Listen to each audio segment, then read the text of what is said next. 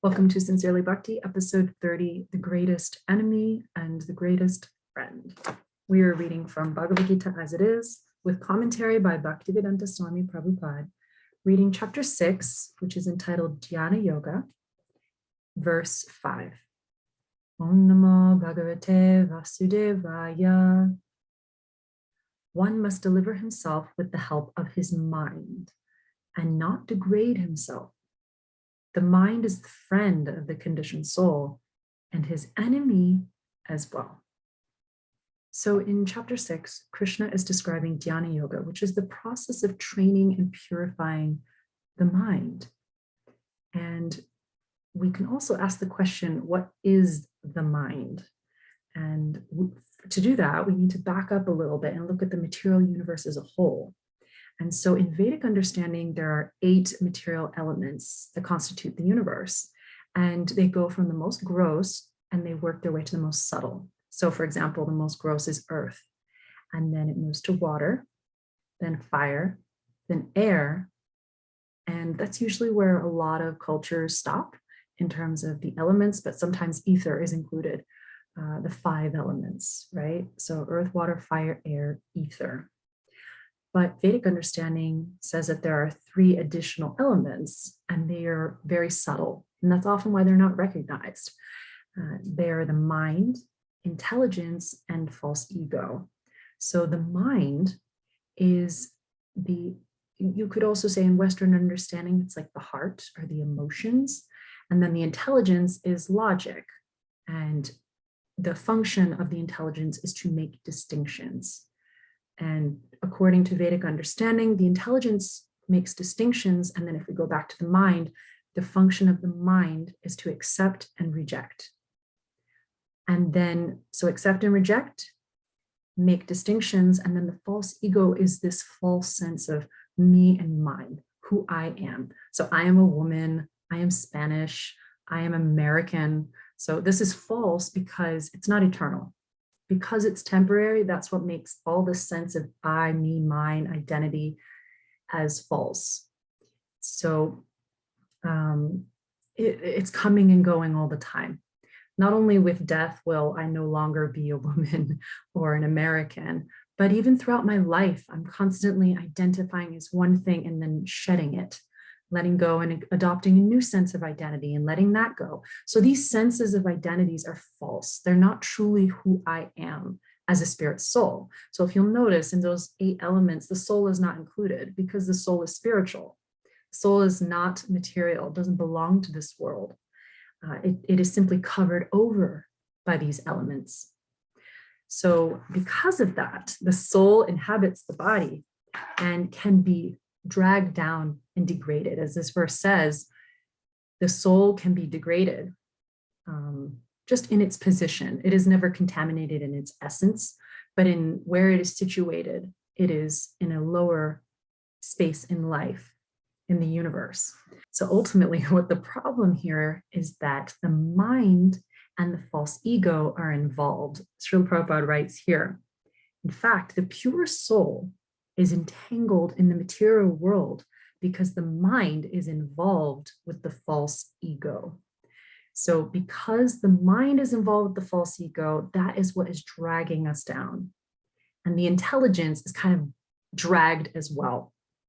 And the intelligence is meant to extricate us from this material world and use that sense of discrimination to elevate the soul and go to a higher plane of existence.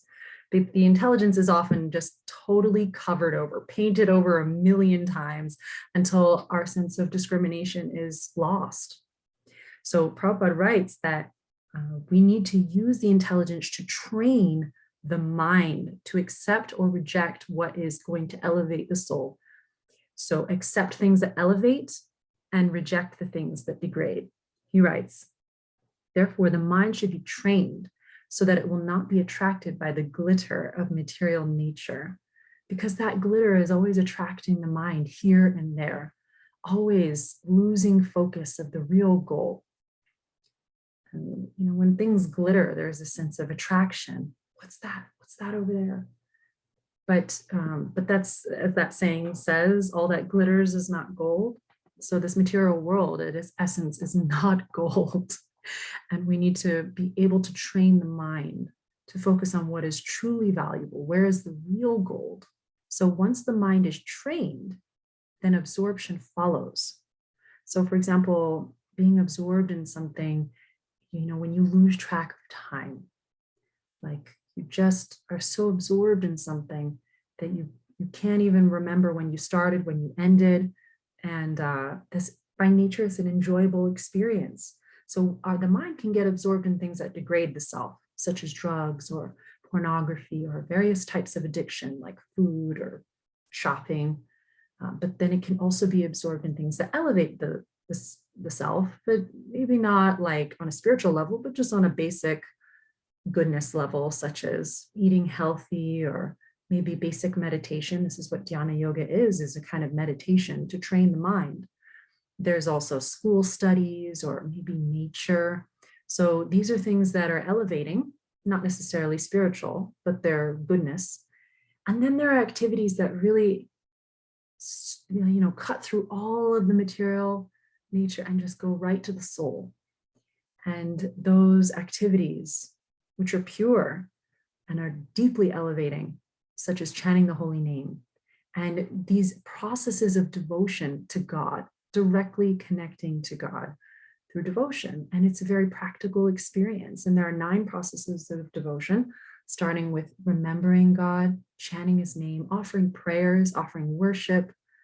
So making God one's friend, surrendering, like these are all activities that the mind can be absorbed in this lifetime, in this world. You don't have to go to heaven for that. Just experiencing and absorbing the sense of self, the heart, the emotions, that is what can elevate the soul. This is supreme liberation. And then what's really special about this is that when the mind is absorbed in these activities that are actually what the soul is meant to do, the true function of the soul is to love and serve God. That's the true identity of the soul. It's not the false identity, it's the true identity, to be a servant of God. And when that true identity is expressed, that is the ultimate liberation. That is who we are.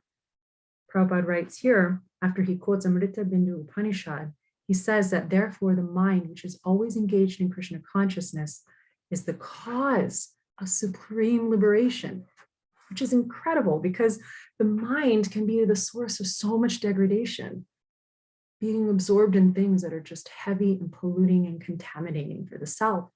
But if the mind, which is on the level of mind, intelligence, and false ego, if the mind can be absorbed in the right things, it can bring the intelligence along, and it can ultimately purify the false ego. And so what really needs to happen is that the intelligence needs to train the mind to be absorbed in the right things. So instead of being the enemy, it's the friend to the soul. So those are my reflections on this powerful 5th verse of the 6th chapter of the Bhagavad-gita, and that the mind can be the greatest enemy or the greatest friend. Thank you for tuning in to Sincerely Bhakti. I'll see you next time.